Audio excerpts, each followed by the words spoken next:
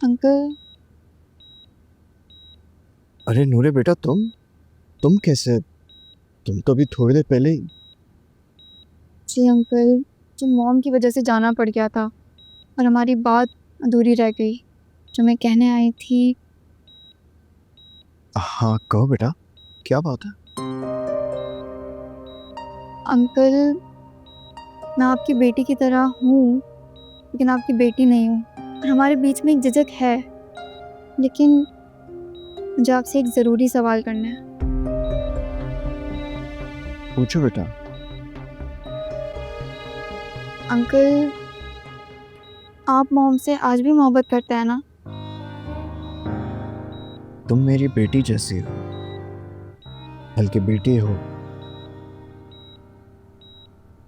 मगर फिर भी बेटी के लिहाज और झिझक को बालाए ताक रखते हुए मैं इस बात का इकरार करता हूँ कि मैं हानिया से बहुत मोहब्बत करता हूँ। तो आप मॉम से शादी कर लेना। मोहब्बत का हासिल सिर्फ शादी कर लेना नहीं है बेटा। मैं तुम्हारी माँ को मजीद किसी भी इम्तिहान में नहीं डालना चाहता। मैंने उसको वादा किया था, उसके बिजनेस, माशरती मसले, ममता, या आज वो जिस मुकाम पे भी है, मैं उसको अब मजीद इम्तिहानात में नहीं डाल सकता हूँ। अंकल, आप खुद भी तड़प रहे हैं। मॉम की खातिर आपने खुद को शूट कर लिया। इतनी मुश्किल से आपकी जिंदगी बची है, लेकिन आप फिर भी इनकार कर रहे हैं। इनकार नहीं कर रहा हूँ, इंतजार कर रहा हूँ उस वक्त का कि जब हानिया मुझे खुद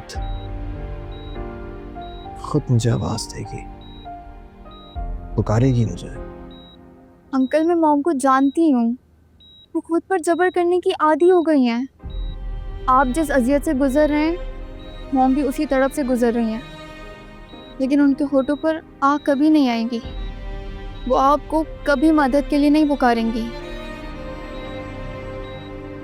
वो सब्र की इंतहा से गुजर चुकी हैं। मुझे यकीन है एक दिन वो वक्त जरूर आएगा जब हम दोनों का सब्र एक दूसरे को पुकारेगा। और अगर मैं मॉम को मजबूर कर दूं तो? नहीं बेटा, आप हानिया को मजबूर मत करना। हाँ, ये कोशिश कर सकती हो कि उसको मेरी बेबसी पर रहम आ जाए, वो मुझे सच्चे दिल से कबूल कर ले। तुम मेरी बेटी हो, मगर फिर भी मैं तुम्हारे सामने कबूल करता हूँ कि मेरी जिंदगी हानिया के बगैर बिल्कुल अकेली है, अधूरी है। अंकल, हानिया से दूर रहकर मेरा दिल उसकी याद के साथ धड़कता रहा। मेरी जानिब कई लोग, मगर मेरा हाथ हानिया के हाथ में रहा। अंकल, आप प्लीज़ पाकिस्तान में सेटल हो जाएं। मैं अपनी मॉम की वीरान ज़िंदगी को आपके खुलूस से पुर करूँगी। ये मेरा आपसे वादा है। थैंक यू बेटा, बहुत शुक्रिया।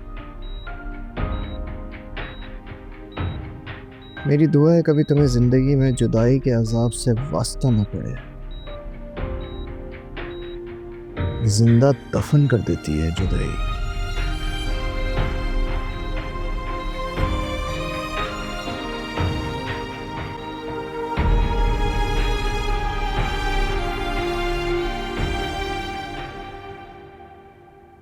जी शहबाज साहब, आपको एक ईमेल फॉरवर्ड कर रही हूँ।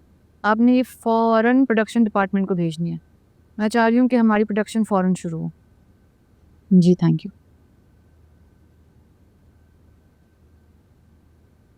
नूरे,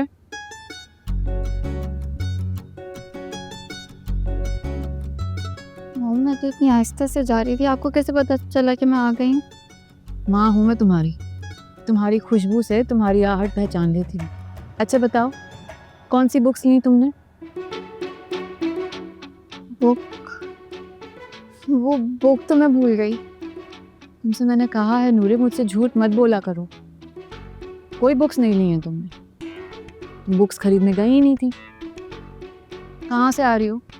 आपको क्या लगता है कहाँ जाऊँगी मैं? हॉस्पिटल से, नासिर से मिलकर। आपकी नासिर अंकल से बात हुई?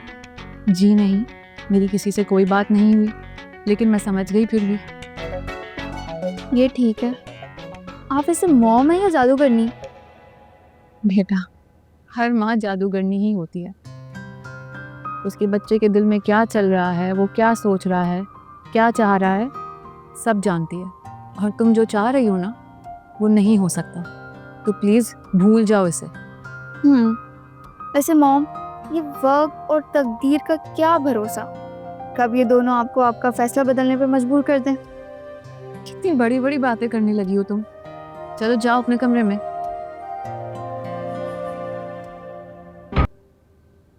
नूरे, देखो तुमसे एक ज़रूरी बात करनी है। अकमल का बताया था ना तुम्हें, मिसेस इदरीस का बेटा, बहुत अच्छा लड़का है। वो लोग तुमसे मिलने के लिए आना चाह रहे हैं। मॉम यार, नूरे, देखो अब तुम्हें कोई फैसला कर लेना चाहिए। मॉम आप तो मुझे हायर एजुकेशन के लिए बाहर भेजना चाह रही थी। हाँ नूरे, लेकिन मेरा ख्याल है शादी तुम्हारे लिए बेहतर है।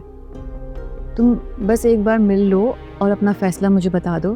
तुम जो कहोगी मैं वही कंसिडर करूँगी। ठीक है, एक काम करते हैं, मैं आपको टाइम दे रही हूँ। आप अच्छी तरीके से सोच लें, उसके बाद जो फैसला होगा ना वो मैं करूँगी आपके लिए। ठीक है, तुमसे कहा है ना मेरी माँ मत बना करो, समझी? अच्छा अब जाओ, मुझे रेस्ट करने दो। आज मैं आपके साथ ही सोऊंगी। अच्छा सो जाना मेरे पास, थोड़ी देर दे दो मुझे रेस्ट करने के लिए, जब तक तुम अपना काम वगैरह ख़त्म कर लो, होमवर्क या कुछ भी, फिर आ जाना। आप ये क्यों नहीं कहती कि आपको टाइम चाहिए मेरे फैसले के बारे में सोचने के लिए? अच्छा चाहिए तो अब जाओ।